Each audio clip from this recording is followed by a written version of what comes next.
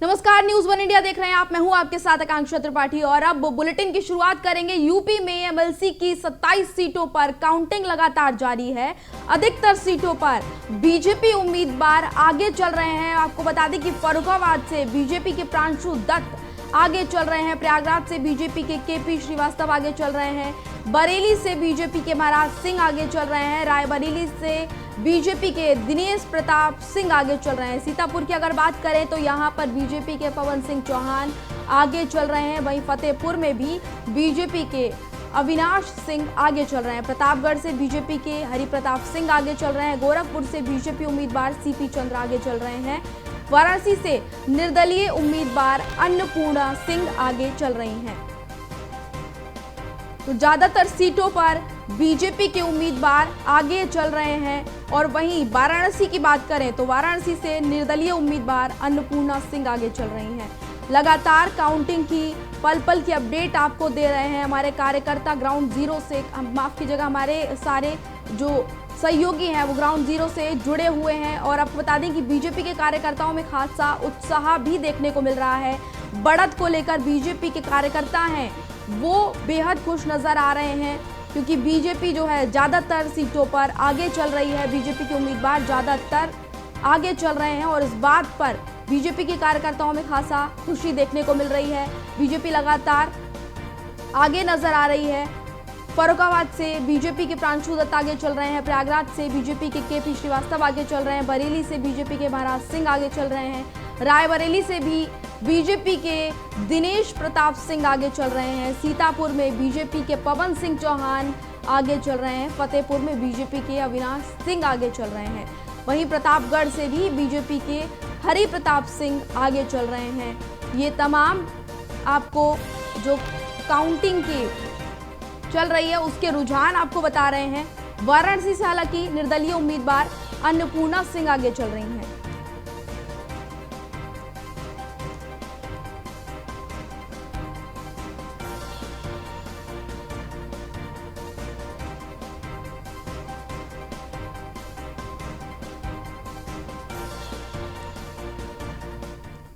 और अब हमारे साथ हमारे संवाददाता देवेंद्र खरे जुड़ गए हैं जौनपुर से, और अतुल हमारे साथ मेरठ से जुड़ गए हैं। दोनों का रुख करेंगे। सबसे पहले मेरठ से अतुल का रुख करेंगे। अतुल, मेरठ में किस तरह के रुझान सामने आ रहे हैं? कौन सी पार्टी आगे दिखाई दे रही है?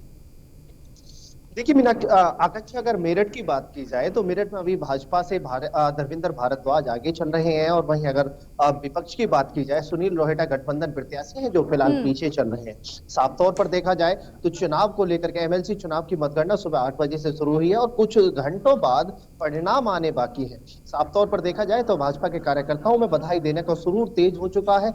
वहीं अभी धर्मेंद्र भारद्वाज के लिए भाजपा के कार्यकर्ता मौके पर पहुंचकर मतगणना स्थल पर पहुंचकर बधाई देना शुरू कर दिया जी, तो कार्यकर्ताओं में उत्साह देखने को मिल रहा है क्योंकि बीजेपी आगे चल रही है और उसको लेकर कार्यकर्ता काफी उत्साहित दिख रहे हैं। देखिए, हाँ आकांक्षा, ये बिल्कुल सही है कि भाजपा विधानसभा में भी अपनी पूर्ण बहुमत के साथ सरकार बनाने के बाद अब विधान परिषद की बात की जाए तो विधान परिषद में भाजपा के कार्यकर्ता जिस तरह से आगे चलते हुए नजर आ रहे हैं तो कहीं ना कहीं साफ तौर पर कहा जा सकता है कि भाजपा का हर कार्यकर्ता इस समय हर्ष और उल्लास के मूड में है, क्योंकि भाजपा की जीत, प्रचंड जीत होने के बाद विधानसभा के बाद अब विधान परिषद का नंबर है, जिसमें 9 सीटों पर पहले ही निर्विरोध चुने जा चुके हैं। और वहीं अगर बात की जाए 27 सीटों की तो 27 सीटों पर जोरदार टक्कर देखने को मिल रही थी। लेकिन अगर फिलहाल की बात की जाए तो फिलहाल की स्थिति में भाजपा के कार्यकर्ता जो विधान परिषद सदस्य हैं वो फिलहाल आगे चलते हुए नजर आ रहे हैं। तो कहीं ना कहीं भाजपा के लोगों को अपने आप पर भरोसा हो रहा है कि हमारी जीत सुनिश्चित हो चुकी है। लेकिन अभी जीत नहीं कही जा सकती क्योंकि परिणाम आने बाकी हैं। परिणाम का इंतजार है कि चंद घंटों बाद इसका घोषणा हो सकती है कि कौन कितना आगे है। और सबसे बड़ी बात यह है कि विधान परिषद का चुनाव विकास का चुनाव होता है और विकास की राहों को दिखाने के लिए, शिक्षा क्षेत्र में राह दिखाने के लिए, आगे बढ़ाने के लिए काम होते हैं। तो उसी को विधान परिषद के लिए कहीं ना कहीं जिम्मेदार ठहराया जाता है। सरकार की कामों में जो विपक्ष होता है, विधान परिषद अगर विपक्ष में बैठा हुआ है विपक्ष के लोग अगर विधान परिषद में बैठे हुए हैं तो कहीं ना कहीं वो बाधा डालते हैं और काम नहीं होने देते हैं। तो कहीं ना कहीं भाजपा सरकार के लिए एक बड़ा मौका है कि अगर विधान परिषद में भाजपा के लोग बैठते हैं। लेकिन ये कहा जाता है जिसकी सरकार होती है विधान परिषद, जिला पंचायत, ब्लॉक प्रमुख ज्यादातर उसी के होते हैं। जी 2016 में सपा के 31 मेंबर थे विधान परिषद के। वहीं अब की बार योगी जी ने जितने कॉन्फिडेंस के साथ कहा है कि विधान परिषद के अंदर हमारे सारे सदस्य अच्छी जीत हासिल करके पहुंचेंगे। सभी जो कार्यकर्ता हैं, मंत्रियों की बात की जाए, विधायकों की बात की जाए, तो सभी के लिए एक टारगेट दिया गया था कि अपने एमएलसी जो आपका यहाँ प्रत्याशी है उसको जिताना है हर हाल में, तो किसी भी तरह से जिताया जाए। तो अगर देखा जाए भाजपा के हर कार्यकर्ता को, सांसद की बात की जाए, राज्य मंत्री की बात की जाए, विधायकों की बात की जाए, तो सभी ने कड़ी मशक्कत करने के बाद एमएलसी चुनाव का सपोर्ट किया है। एमएलसी चुनाव में मतगणना जो मतदान हुआ है वो कराया है और आज मतगणना हो रही है। तो कहीं ना कहीं भाजपा का हर कार्यकर्ता हर्ष और उल्लास के साथ कह सकता है कि हम आगे बढ़ते हुए नजर आ। जी देवेंद्र, जौनपुर में किस तरह की तस्वीर देखने को मिल रही है? कौन सी पार्टी बढ़त बनाए हुए नजर आ रही है? तो यहाँ से आगे चल रही है, लेकिन अभी कुछ घंटों बाद यहाँ पर धीमे धीमे रुझान आना चालू हो जाएगा, क्योंकि भाजपा के कार्यकर्ताओं में खुशी की लहर देखी जा रही है। लेकिन अभी कांटे की लगातार लड़ाई है यहाँ पर समाजवादी पार्टी के डॉक्टर मनोज यादव से और बीजेपी से यहाँ पर विजय सिंह पेंशु है। लेकिन जिस हिसाब से यहाँ पर कार्यकर्ताओं में जोश देखा जा रहा है तो शुरुआत बहुत साफ दिखाई दे रही है भाजपा की। ऐसे भी क्योंकि यहाँ पर 5 टेबल बनाए गए हैं, 4032 यहाँ पर वोटर है, वोट पड़े हैं और जिनको धीमे धीमे से गिना जा रहा है। थोड़ी देर में यहाँ पर रुझान आना शुरू हो जाएगा, क्योंकि अभी जल्दबाजी होगी कि किसी को जीत के बता दिया, लेकिन शुरुआती रुझान में बीजेपी यहाँ से आगे चलेगी।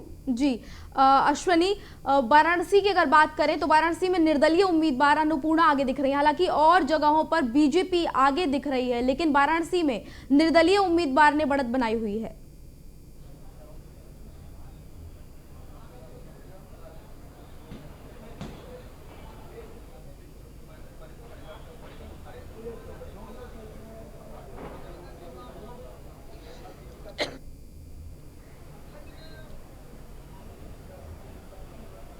निश्चित तौर पर ये अभी शुरुआती रुझान है, अभी परिणाम आने बाकी है। ऐसे में पर जो परिणाम हो सकते हैं वो पलट भी सकते हैं, किसी दूसरे पक्ष में जा सकते हैं निश्चित तौर पर। लेकिन अगर वाराणसी, गोरखपुर ऐसी जगहें हैं जहां पर भारतीय जनता पार्टी का पूरा पकड़ है, पूरी तरीके से अपने कब्जे में रखती है पूरी सीटें। निश्चित तौर पर अगर वहां से कोई प्रत्याशी निर्दलीय आगे चल रहा है तो कहीं ना कहीं भारतीय जनता पार्टी के लिए एक काफ़ी दिक्कत वाली बात हो सकती है कि आखिर वहां पर कैसे जीत हासिल की जाए और कैसे ये गड़बड़ हो गई। निश्चित तौर पर प्रधानमंत्री का क्षेत्र भी है, संसदीय क्षेत्र, और ऐसे में वहां पर भारतीय माफ कीजिएगा निर्दलीय प्रत्याशी का आगे चलना काफी चिंता का विषय भारतीय जनता पार्टी के लिए हो सकता है। जी बीजेपी के लिए ये चुनाव जो है बहुत ही अहम है, क्योंकि बीजेपी जो है सत्ताधारी पार्टी है और ऐसे में अगर बीजेपी चुनाव नहीं जीती तो बीजेपी के लिए ये बहुत ही ज़्यादा बुरी बात भी हो सकती है, क्योंकि बीजेपी इस टाइम पर पूर्ण बहुमत के साथ सरकार बनाए हुए है। निश्चित तौर पर विधानसभा में भारतीय जनता पार्टी का पूर्ण बहुमत है कि जो विधान परिषद है उसके लिए जंग जारी है। हालांकि अभी तक की जो स्थिति है उसमें कहीं ना कहीं भारतीय जनता पार्टी है वो बेहतर कर रही है और अब तक 44 सीटें लगभग भारतीय जनता पार्टी खाते में आ चुकी है, क्योंकि 35 सीटें पहले से थी और 9 सीटों पर जो निर्विरोध प्रत्याशी जीत चुके हैं। तो 44 सीटें जो है भारतीय जनता पार्टी खाते में आ सकती हैं। हालांकि पहले भी भारतीय जनता पार्टी सदन में सबसे बड़ी पार्टी थी, लेकिन पूर्ण बहुमत न होने की वजह से कहीं ना कहीं समस्याएं होती थी। अब जो भारतीय जनता पार्टी को माफ की 7 सीटें चाहिए, जो पूर्ण बहुमत सदन में चाहिए होता है, उसको पाने के लिए निश्चित तौर पर जो जानकार हैं, राजनीति के अच्छे जानकार, उनका मानना है कि जो एमएलसी का चुनाव होता है ये कहीं ना कहीं सत्ता पक्ष का चुनाव होता है और सत्ता पक्ष इसमें हावी रहता है। साथ ही साथ भारतीय जनता पार्टी की अगर तमाम चुनावों की बात करें, चाहे वो 2017 का चुनाव, 2022 का चुनाव, 2019 का चुनाव हो, अभी हाल ही में पंचायत चुनाव जो संपन्न हुए, जो सबसे ज़्यादा वोट करने वाले जो पंचायत चुनाव से लोग होते हैं, चाहे प्रधान हो, बीडीसी हो या जिला पंचायत सदस्य हो, निश्चित तौर पर उसमें अच्छी खासी पकड़ भारतीय जनता पार्टी की है, अच्छा परफॉर्मेंस किया था। तो निश्चित तौर पर भारतीय जनता पार्टी इस चीज़ को लेकर आश्वस्त है पूरी तरह से कि जो एमएलसी का चुनाव होना है, हो रहे हैं, जो मतगणना हो रही है, उसमें पूर्ण बहुमत उनको मिलेगा। साथ ही साथ जो जादुई आंकड़ा चाहिए होगा सदन में बहुमत के लिए, वो भी छूने में आसानी से पा सकेगी। निश्चित तौर पर भारतीय जनता पार्टी पहले से दावा कर रही कि 20 सीटें ऐसी हैं हमारे पास 27 में से जिन पर कोई टक्कर ही नहीं, एक तरफा चुनाव जीत रहे हैं। निश्चित तौर पर वैसे ही दिखाई पड़ रहा है, क्योंकि तमाम सीटों के रुझान न्यूज़ इंडिया के पास आ रहे हैं, जिसमें साफ तौर पर भारतीय जनता पार्टी के जो प्रत्याशी हैं बड़ी संख्या में आगे चल रहे हैं। निश्चित तौर पर आज अगर 20 सीटें भारतीय जनता पार्टी आसानी से जीत लेती तो निश्चित तौर पर जो बहुमत का अभी तक दिक्कत होती थी सदन में, बहुमत सदन चलाने के लिए या विधेयक पास कराने के लिए, निश्चित तौर पर वो समस्या खत्म हो जाएगी और तमाम ऐसे जो विधेयक लटके पड़े हुए हैं जो कहीं ना कहीं हंगामे की भेंट चढ़ चुके थे, कहीं ना कहीं विपक्ष की हंगामे के चलते वो पास नहीं हो पाए, बहुमत ना होने की वजह से पास नहीं हो पाए, तो अब वो पास हो जाएंगे। आप देखिएगा जैसे सेंट्रल की बात करें, जो लोकसभा चलती है लोकसभा, उसमें पहले शुरुआत जो 2014 में भारतीय जनता पार्टी सरकार में आई थी, नरेंद्र मोदी प्रधानमंत्री बने थे, लेकिन राज्यसभा में बहुमत नहीं था, तो कितनी समस्याएं हो रही थी। 377 जैसा जो कानून था उसको, वो बिल था वो पारित नहीं हो पाया था, ट्रिपल तलाक जैसे बिल नहीं पारित हो पाया था। निश्चित तौर पर जब राज्यसभा में बहुमत प्राप्त किया उसके बाद तमाम जो ऐसे बड़े मुद्दे थे जिनको आसानी से पास कराया गया। निश्चित तौर पर उत्तर प्रदेश की वही स्थिति है। अगर उत्तर प्रदेश में विधान परिषद में भारतीय जनता पार्टी पूर्ण बहुमत हासिल करती तो आने वाले दिनों में तमाम ऐसे जो विधेयक लटके हुए हैं जो सरकार पास करना चाहती है उनको आसानी से पास करा पाएगी। जी, और जौनपुर से भी हमारे साथ हमारे संवाददाता जुड़े हुए हैं, उनका रुख करेंगे। देवेंद्र, जौनपुर से बीजेपी के उम्मीदवार आगे हैं, ब्रिजेश सिंह प्रिंसू बीजेपी से बढ़त बनाए हुए हैं, वहीं सपा पीछे है। को लगातार बता रहे हैं कि यहाँ पे बीजेपी लगातार बनाए हुए हैं, लेकिन अभी कुछ समय बचे हैं जहाँ परिणाम अभी बाहर आ जाएंगे, क्योंकि यहाँ पर जिस हिसाब से भाजपा कार्यकर्ताओं में उत्साह दिखाया जा रहा है, साफ दिखाई दे रहा है कि बीजेपी यहाँ से आगे चल रही है, लेकिन कुछ घंटों बाद यहाँ परिणाम, क्योंकि सबसे बड़ी चीज आपको बता दें कि यह पूर्व सांसद धर्मेंद्र सिंह का एक यहाँ पर सबसे कुछ चैलेंज है, क्योंकि धर्मेंद्र सिंह के बहुत करीबी हैं ब्रिजेश सिंह प्रिंसू। इससे पहले बसपा से वो एमएलसी थे, अब ये भाजपा से यहाँ पे एमएलसी की दावेदारी कर रहे हैं। अभी कुछ घंटों बाद यह परिणाम साफ आ जाएगा, क्योंकि धर्मेंद्र सिंह लगातार इनके पक्ष में वोट करने के लिए अपील कर रहे हैं, करे हैं प्रधान से, बीजेपी से। ऐसे में सबसे बड़ा दाव उनके ऊपर भी लगा ताक है, उनकी बचेगी कि नहीं बचेगी ये देखें, क्योंकि हाल में ही विधानसभा मंडली से वो करारी उनको शिकस्त मिली है समाजवादी पार्टी से। ऐसे में समाजवादी पार्टी लगातार कांटे की टक्कर एमएलसी में दे रही है। ऐसे में साफ देखा जाएगा 2 घंटे बाद परिणाम किस करवट में उठेगा, ये देखने वाली बात होगी। जी अतुल, क्या बीजेपी के नाम एक बड़ा रिकॉर्ड आज दर्ज हो सकता है? क्योंकि अगर बीजेपी पूर्ण बहुमत की सरकार बनाती है तो ऐसा 40 साल बाद होगा, जब 40 साल पहले कांग्रेस ने भी इसी तरह से पूर्ण बहुमत की सरकार बनाई थी। आपको बता दें कि पूर्ण बहुमत जो है विधान परिषद चुनाव में कांग्रेस ने दर्ज की थी। देखिए, आकांक्षा बिल्कुल सही है कि अब की बार जो भाजपा ने इतिहास रचा है, योगी जी ने इतिहास रचा है, वो कहीं ना कहीं सत्य होता हुआ नजर आ रहा है। 2022 विधानसभा चुनाव में 1990 के बाद सरकार रिपीट हुई है। उसी की अगर बात की जाए तो विधान परिषद की बात यह है कि लगभग 35 से 36 साल बाद ये जो रिकॉर्ड है वो तोड़ा जा रहा है। कहीं ना कहीं भाजपा का पूर्ण समर्थन के साथ जो कहना है, भाजपा के लोगों का कहना है कि विधान परिषद के अंदर पूर्ण समर्थन के साथ बैठेंगे, तो कहीं ना कहीं साफ तौर पर यह लग रहा है कि जो रिकॉर्ड है वो टूटता हुआ नजर आ रहा है। उत्तर प्रदेश के अंदर 1990 के बाद सरकार रिपीट 2002 में हुई थी, तो उसके बाद में सरकार बदली गई थी। तो कहीं ना कहीं ये साफ जाहिर हो रहा है कि जिस तरह से सरकार फेर बदल करती रहती है, हर 5 साल बाद यहाँ सरकार बदलती रहती थी, लेकिन अब की बार जो इतिहास भाजपा ने रचा है, कहीं ना कहीं साफ तौर पर माना जा सकता है कि जो चुनाव है वो अब की बार विकास के तौर पर कहीं ना कहीं, जैसे और सरकारों की बात की जाए जो विकास को लेकर के अपने दावे पूरे नहीं कर पाते थे, उसको देखा जाए या फिर और भी कई चीजें उनको देखा जाए, तो कहीं ना कहीं साफ तौर पर यही सामने आ रहा है निकल के कि अब की बार भाजपा इतिहास रचने जा रही है। क्योंकि इतिहास ये है कि जिस तरह से विधान सभा के अंदर पूर्ण बहुमत के साथ सरकार बनाई है, वही विधान परिषद की भी तैयारियां पूरी हो चुकी हैं। और कहीं ना कहीं देखा जाए तो विधान परिषद के अंदर पहले ही 9 सदस्य निर्विरोध चुने जा चुके हैं। 27 सीटों में से 20 सीटों पर भाजपा का वो कैड़ा रुझान रहा है। वही 60 सीटों की जो टक्कर देखने को मिल रही है 7 सीटों पर, वो कहीं ना कहीं साफ तौर पर जाहिर हो रही है कि अगर 7 सीटों में से भी नुकसान होता है भाजपा के लिए तो 4 से 5 सीट का हो सकता है। कहीं ना कहीं विधान परिषद के चुनाव में भी भाजपा अच्छी जीत के साथ विधान अपने उसमें सदन में बैठ सकती है। जी अतुल, मेरठ में बीजेपी के धर्मेंद्र भारद्वाज अभी आगे नजर आ रहे हैं। जी आकांक्षा, मेरठ के अंदर धर्मेंद्र भारद्वाज की बात की जाए जो भाजपा से है वो काफी आगे चल रहे हैं। सुनील रोहटा की बात की जाए तो सुनील रोहटा सुबह से ही पीछे चलना शुरू हुआ है। तो कहीं ना कहीं विपक्ष कमजोर है, और जहां पर विपक्ष कमजोर, स्टार्टिंग से अगर बात की जाए, चुनाव की शुरुआत की बात की जाए तो जहां पर स्टार्टिंग से ही सुनील रोहटा पीछे चल रहे हैं, धर्मेंद्र भारद्वाज आगे चल रहे हैं। भाजपा के कार्यकर्ताओं में हर्ष और उल्लास देखने को मिल रहा है, पहले से ही बधाइयों का दौर शुरू हो चुका है। तो कहीं ना कहीं साफ तौर पर यही जाहिर हो रहा है कि भाजपा की ही जीत मेरठ के अंदर, मेरठ गाजियाबाद गाजियाबाद स्नातक सीट पर देखने को मिल सकती है, क्योंकि सबसे बड़ी बात यह है एमएलसी चुनाव, यहाँ पर 4250 वोट हैं। 4250 वोटों में से 98.3% यहाँ पर जो मतदान हुआ था, 1140 वोट पड़ी थी, जिसमें 4 जिले आते हैं, मेरठ, गाजियाबाद, बागपत, हापुड़। तो चारों जिलों की 1140 वोटों पर मतगणना चल रही है और मतगणना को लेकर के यहाँ पर पुख्ता इंतजाम किए गए हैं, प्रशासन को ट्रेनिंग देकर के यहाँ भेजा गया है। तो कहीं ना कहीं भाजपा के कार्यकर्ता उस चीज से भी संतुष्ट है। और वहीं विपक्ष की बात की जाए तो विपक्ष के लोग इसको लेकर संतुष्ट कभी कभी नजर नहीं आते। लेकिन फिलहाल की स्थिति में अगर मेरठ की बात की जाए, कानून व्यवस्था की बात की जाए, पुलिस व्यवस्था की बात की जाए, तो सारी चीज मुस्तैद हो चुकी है और यहाँ पर जो मतगणना है वो सुबह 8 बजे से लगातार चल रही है। जी अश्विनी, अखिलेश यादव के लिए चुनाव बहुत अहम है, लेकिन ज्यादातर सीटों पर जो बीजेपी है वो आगे दिख रही है। बीजेपी बढ़त दर्ज करते हुए नजर आ रही है। अभी जो रुझान हमें मिल रहे हैं उन रुझान के अकॉर्डिंग। बिल्कुल, अखिलेश यादव समाजवादी पार्टी के लिए चुनाव काफ़ी महत्वपूर्ण है, क्योंकि आप पिछली बार 2017 की बात करें तो काफ़ी कम संख्या में उनका संख्या बल था विधानसभा में।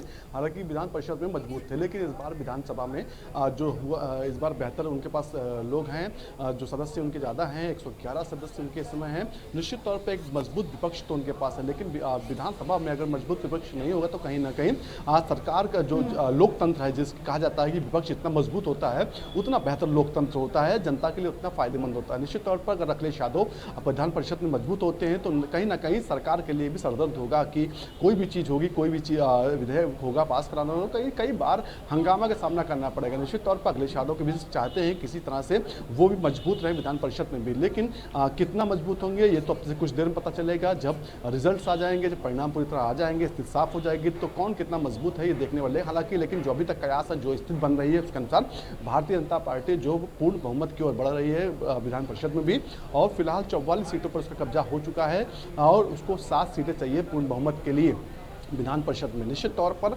ये जादुई आंकड़ा जल्द से जल्द वो पा सकती है। हालांकि वो अब तक की जो विधान परिषद में सबसे बड़ी पार्टी थी 35 सीटों से, लेकिन पूर्ण बहुमत न होने की वजह से काफ़ी समस्याओं का सामना सरकार को करना पड़ता था। जी और अश्विनी, जानकारी मिल रही है कि रामचंद्र प्रधान आगे चल रहे हैं उन्नाव से। बिल्कुल, उन्नाव लखनऊ की जो सीट है उस पर रामचंद्र प्रधान जो भारतीय जनता पार्टी के नेता हैं वो आगे चल रहे हैं। हालांकि उनको कम समय दिया गया था, जो कुछ दिन पहले टिकट फाइनल किया गया, उसके बाद उनको चुनाव में लगा दिया गया निश्चित तौर पर। लेकिन पुरानी राजनीति की उनकी बात करें तो बसपा से वो रहे हैं, जिला परिषद अध्यक्ष रहे हैं लखनऊ से, तमाम बड़ी जिम्मेदारी निभा चुके हैं और लोगों से सीधे उनका संपर्क है। साथ ही साथ लखनऊ जो सीट है वो भारतीय जनता पार्टी के लिए काफ़ी मुफीद है, बड़ी संख्या में यहाँ से सीटें भारतीय जनता पार्टी के पक्ष में आए। वहीं उन्नाव जो इसका दूसरा पहलू है, वहाँ पर पूरा clean sweep Bharatiya Janata party ने किया है। निश्चित तौर पर जिस तरह से विधानसभा चुनाव में परफॉर्मेंस रहा तो कहीं ना कहीं इसका फायदा जो भारतीय जनता पार्टी को विधान परिषद के चुनाव में भी देखने को मिलेगा। जी सीतापुर से भी हमारे साथ हमारे संवाददाता हिमांशु पुरी जुड़े हुए हैं। हिमांशु, सीतापुर में किस तरह के रुझान देखने को मिल रहे हैं? कौन सी पार्टी बढ़त बनाए हुए नजर आ रही है? जारी सीतापुर सदर की तहसील है जहाँ इस वक्त हम मौजूद है, यहाँ पे मतगणना चल रही है और आधे घंटे पहले जो कुछ 6 राउंड जीत चुके थे उसके बाद बीजेपी के पवन सिंह चौहान आगे हैं। समाजवादी पार्टी से अखिलेश यादव को सपा ने मैदान में उतारा है। हालांकि शुरू से देखा जा रहा था कि इलेक्शन कैंपेनिंग के दौरान भारतीय जनता पार्टी जिस तरीके से चुनाव को देख रही थी, लड़ रही थी, संगठन काम कर रहा था और तमाम नेताओं को, मंत्रियों को यहाँ पे सीतापुर में लगाया गया था, तो उससे कुल मिला के साफ स्थिति नजर आ रही थी कि सीतापुर में भाजपा का एमएलसी चुनाव में पड़ना भारी है, क्योंकि आज साफ तौर पर देखने को मिल रहा है क्योंकि पवन सिंह चौहान जो कि लखनऊ से आते हैं और वहाँ पे वो एक तमाम बड़े व्यवसाय में लिप्त हैं, उससे पहले भी भारतीय जनता पार्टी के तमाम संगठनों में, कार्यक्रमों में वो जुड़े रहे, तो कहीं ना कहीं उनकी ये जो पुरानी संलिप्तता थी और जुड़ाव था लोगों से, वो आज काम करता दिखाई देगा। जी, और ये कहा जा रहा था कि समाजवादी पार्टी और बीजेपी के बीच कड़ी टक्कर देखने को मिलेगी, लेकिन अभी जो रुझान सामने आ रहे हैं उनमें यही पता लग रहा है कि बीजेपी के उम्मीदवार लगातार बढ़त बनाए हुए हैं, बीजेपी के उम्मीदवार आगे चल रहे हैं। देखिए, जैसा कि ये एमएलसी चुनाव में पहले से माना जा रहा था कि ये सत्ता पक्ष का चुनाव होता है और 2022 के विधानसभा चुनाव में भारतीय जनता पार्टी एक बार फिर सरकार बनाने में कामयाब रही, तो निश्चित तौर पर ज्यादातर सीटों पर भाजपा का कब्जा माना जा रहा था। जैसा कि लगभग 9 सीटों पर निर्विरोध चुनाव भी हो चुका था, जिसमें सीतापुर से जस्ट बगल में लखीमपुर में निर्विरोध अनूप गुप्ता जो कि संगठन के प्रदेश महामंत्री थे, वो चुनाव निर्विरोधी जीते थे। तो ऐसे में उत्तर प्रदेश की सभी सीटों पर जो स्थितियां होंगी वो कम्युनिस्ट भारतीय जनता पार्टी के पक्ष में होंगी, जैसा कि अभी तक रुझानों में हो। सीतापुर भी उससे छूटा नहीं हो। सीतापुर में भी पवन सिंह चौहान जो कि भाजपा के प्रत्याशी हैं, वो अभी तक फिलहाल आगे है और जल्द ही ये परिणाम सामने आएंगे। हालांकि पवन सिंह चौहान के समर्थकों ने 2 दिन पहले से ही एक रोडमैप तैयार किया था कि चुनाव जीतने के बाद सीतापुर से लखनऊ तक किस तरीके की वो अपना जुलूस करेंगे, किस तरीके का जश्न मनाएंगे, इसको लेकर तमाम तरीके की तैयारियां 2 दिन पहले से की जा चुकी है। तो ये निश्चित तौर पर माना जा रहा है कि पूर्णतः आश्वस्त है भारतीय जनता पार्टी, सीतापुर में पूरी तरीके से आश्वस्त है। हालांकि समाजवादी पार्टी ने जिनको मैदान में उतारा था वो उमेश यादव थे, वो चुनाव के अपने नामांकन के 1-2 दिन तक मैदान में दिखे, लेकिन उसके बाद वो ज्यादातर दिखाई नहीं दी और भाजपा पूरी तरीके से एक पक्षी तरीके से यहाँ पे चुनाव लड़ती दिखाई दी। तो ऐसे में भी ये स्थिति काफी हद तक साफ होती है, दिखाई देती है। जी अश्विनी, अभी कुछ दिन पहले हमने देखा था कि जो योगी आदित्यनाथ हैं उन्होंने मुलाकात की थी जिला पंचायत अध्यक्षों के साथ, और अब ये समझ में आ रहा है कि वो मुलाकात आज के दिन के लिए ही थी, उसका मेन मकसद एमएलसी चुनाव को लेकर ही था। बिल्कुल, भारतीय जनता पार्टी की बात करें तो उनका रीति जो पार्टी के वो छोटा कार्यकर्ता बूथ अध्यक्ष हो या राष्ट्रीय अध्यक्ष हो, सबको समानता से देखती है। आप तमाम चुनावों में देखे होंगे कि सब सीट बंटवारा होता है भारतीय जनता पार्टी में, उम्मीदवार का नाम क्लियर होता है तो पहले फीडबैक जो होता है वो जमीन से लिया आता है। जमीन यानी कि बूथ अध्यक्ष जो होते हैं, बूथ लेवल कार्यकर्ता, उनसे लिया आता है। उसके बाद सीट के आगे उनकी जो अगर मिलना है कि नहीं मिलना है तय होता है। निश्चित तौर पर मुख्यमंत्री ने अगर जिला पंचायत अध्यक्षों से बात की तो वो प्रधानों को उन्होंने छोड़ा, क्योंकि वो जानते हैं कि प्रधान बड़ी संख्या में वोट करते हैं और निश्चित तौर पर उनसे मुख्यमंत्री ने संवाद किया था। साफ तौर पर उनको कहा था कि हम आपको विकास का मॉडल दे रहे हैं, आप हमारी पार्टी को, हमारे प्रत्याशी को वोट दीजिए। निश्चित तौर पर जो मुख्यमंत्री ने वोट के लिए अपील की उसका असर भी दिखाई दे रहा है। तमाम जिलों में जो खबरें लगातार आ रही है जिसमें भारतीय जनता पार्टी के उम्मीदवार वो लगातार आगे चल रहे हैं। कहीं ना कहीं जो पूर्ण बहुमत चाहिए होगा सदन में भारतीय जनता पार्टी को, उस ओर भारतीय जनता पार्टी अब बढ़ रही है। निश्चित तौर पर मुख्यमंत्री लगातार चाहे चुनावी मोड पर रहते हैं, चाहे वो इससे पहले के चुनाव रहे हों, वो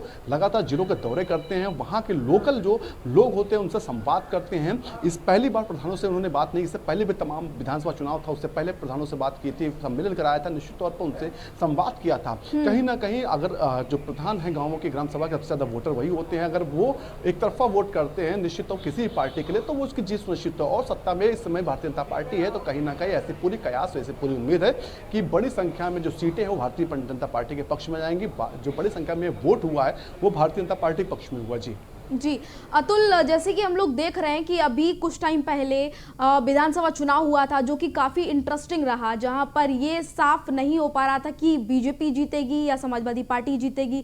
लगातार कयास लगाए जा रहे थे लेकिन बीजेपी ने फिर इसके बाद बाजी मारी। और अब अगर हम विधान परिषद चुनाव की बात करें तो यहाँ पे भी यही कहा जा रहा था कि समाजवादी पार्टी और बीजेपी के बीच कड़ी टक्कर है, लेकिन अब जो रुझान फिलहाल सामने आ रहे हैं, ताज़ा स्थिति की अगर बात करें तो हर जगह बीजेपी बढ़त बनाए हुए है।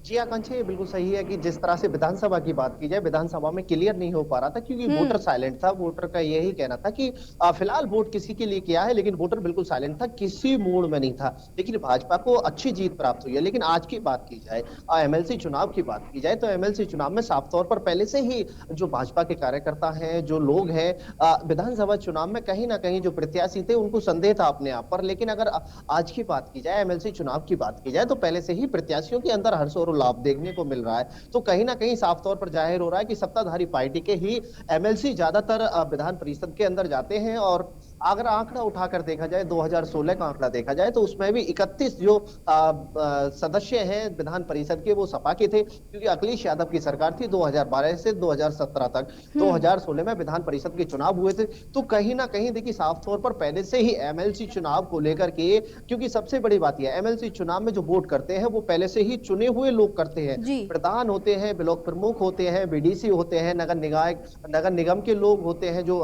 सदस्य होते हैं। तो कहीं ना ना कहीं ये साफ तौर पर पहले से ही क्लियर हो जाता है कि जिस पार्टी का समर्थन होता है, जिस पार्टी की सरकार होती है, तो कहीं ना कहीं उसके लिए ज्यादा समर्थन मिलने के चांसेस रहते हैं। और अब की बात की जाए, फिलहाल की बात की जाए, देखिए जो स्थिति चल रही है एमएलसी चुनाव को लेकर के, जिस तरह से अगर मेरठ गाजियाबाद सीट की बात की जाए तो धर्मेंद्र भारद्वाज स्टार्टिंग से ही आगे चल रहे हैं। तो कहीं ना कहीं सबसे बड़ी बात यही है कि सरकार जिसकी होती है, एमएलसी चुनाव का रुझान उसी की तरफ देखने को मिलता है, क्योंकि उसी पार्टी के लोग, विधायक की बात की जाए, ज्यादातर जो लोग होते हैं, विधायक हो, जिला पंचायत अध्यक्ष हो, अभी जिला पंचायत अध्यक्षों से मुख्यमंत्री जी ने बात भी की थी चुनाव को लेकर के। तो कहीं ना कहीं स्पष्ट हो रहा है कि विधान परिषद के अंदर पहले से ही भाजपा ने अपना जो पकड़ है वो बनाए हुए है। कैडी मशक्कत करने के बाद, कैडी मेहनत करने के बाद जो चुनाव के परिणाम आने वाले हैं उसी का इंतजार है। कहीं ना कहीं भाजपा के लिए जो टक्कर विधानसभा चुनाव में थी वो विधान परिषद के चुनाव में देखने को नहीं मिल रही है, क्योंकि कहीं ना कहीं देखा जाए तो विपक्ष इतना मजबूती के साथ मैदान में नहीं उतर सकता है जितना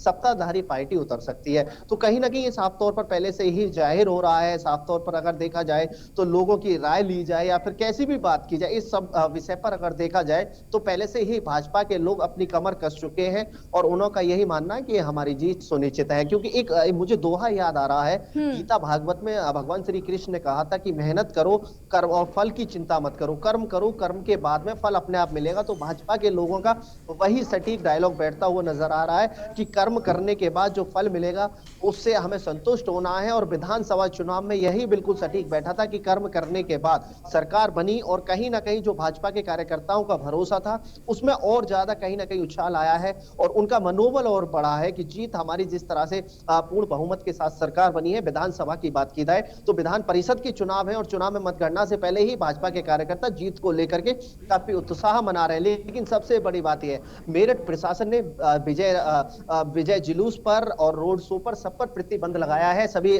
जो प्रत्याशी है उनको पहले ही निर्देशित कर दिया है किसी भी तरह से कोई रोड शो नहीं निकाला जाएगा, कोई विजय जुलूस नहीं निकाला जाएगा। अगर इसका उल्लंघन करते हैं तो सख्ती से कार्रवाई की जाएगी। तो कहीं ना कहीं भाजपा के लोगों के लिए इस मामले को इस आदेश को लेकर ठेस पहुंची है। लेकिन फिर भी भाजपा के कार्यकर्ताओं को एक डिसिप्लिन कार्यकर्ता कहा जाता है, क्योंकि विधानसभा चुनाव के अंदर भी काफी जगहों पर देखने को मिला तक कि भाजपा के कार्यकर्ता थोड़े एक लिमिट के दायरे में रह करके ही जीतने के बावजूद भी कोई ऐसा हंगामा देखने को नहीं मिला था, कहीं ऐसा रोड शो या फिर जुलूस वगैरह देखने को नहीं मिला था। लेकिन अगर बात की जाए 2012 से 17 की, तो 2012 में कितने भी प्रशासन ने नियम, कानून और निर्देश दिए थे उसका कोई भी पालन होता हुआ नजर नहीं आया था। तो कहीं ना कहीं फिलहाल की अगर बात की जाए तो विजय जुलूस और इन पर सब पर रोक है। लेकिन भाजपा के कार्यकर्ताओं के अंदर जो जीत का जश्न है वो मनाने के लिए ज्यादातर जी अतुल, ज्यादातर सीटों पर जो है बीजेपी के उम्मीदवार बढ़त बनाए हुए हैं और उसको लेकर कार्यकर्ताओं में उत्साह,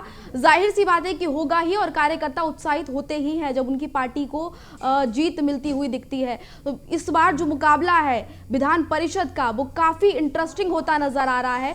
आप सभी का बहुत बहुत धन्यवाद तमाम जानकारी के लिए।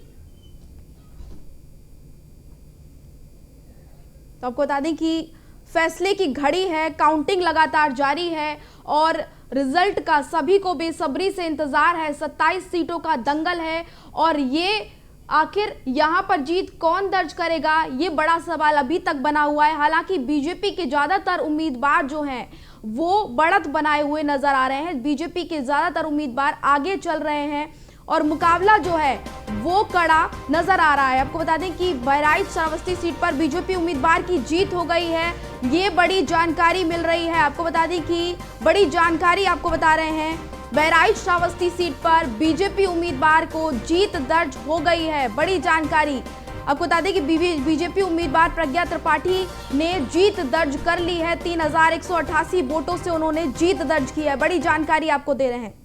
फिलहाल बुलेटिन में इतना ही, मुझे दीजिए इजाजत, नमस्कार।